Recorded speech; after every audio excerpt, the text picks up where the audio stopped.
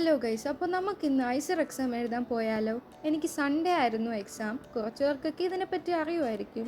NEET JEE പോലെയുള്ള ഒരു entrance exam തന്നെയാണ് ഐസർ ആപ്റ്റിറ്റ്യൂഡ് ടെസ്റ്റ്. ഞങ്ങൾക്ക് വെളുപ്പിന് 5 മണിക്കായിരുന്നു ട്രെയിൻ. ഞാനും അമ്മയുമായിരുന്നു പോയത്.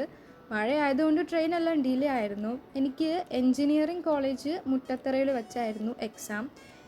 7 മണി തൊട്ട് 8:30 വരെ ആയിരുന്നു റിപ്പോർട്ടിംഗ് ടൈം. നല്ല കോളേജായിരുന്നു, നല്ല വ്യൂ ഒക്കെ ഉണ്ടായിരുന്നു. പിന്നെ ഇതൊരു കമ്പ്യൂട്ടർ ബേസ്ഡ് എക്സാമാണ്. ഫിസിക്സ്, മാത്സ്, കെമിസ്ട്രി, ബയോളജി ഓരോ സബ്ജക്റ്റിൽ നിന്നും 15 ക്വസ്റ്റ്യൻ ആണ് ചോദിക്കുന്നത്. ഈച്ച് ക്വസ്റ്റ്യന് 4 മാർക്സ് ആണ് കിട്ടുക. പിന്നെ നെഗറ്റീവ് മാർക്ക് ഒരു റോങ് ആൻസറിന് 1 മാർക്കായിരിക്കും പോകുന്നത്.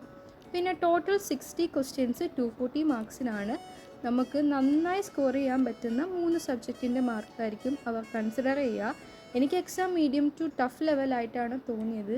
പിന്നെ 3 മണിക്കൂറാണ് എക്സാമിൻ്റെ ഡ്യൂറേഷൻ. പിന്നെ നീറ്റിനെക്കാളും കുറച്ചൊക്കെ കൺസെപ്റ്റ് ഓറിയൻറ്റഡ് ആയിരുന്നു ക്വസ്റ്റ്യൻസ്. ഇനി ഐസറിനെ പറ്റി എന്തെങ്കിലും അറിയണമെങ്കിൽ കമൻറ്റ് ചെയ്യുക. അപ്പോൾ ഇന്നത്തേക്ക് ഇത്രയേ ഉള്ളൂ. ബൈ.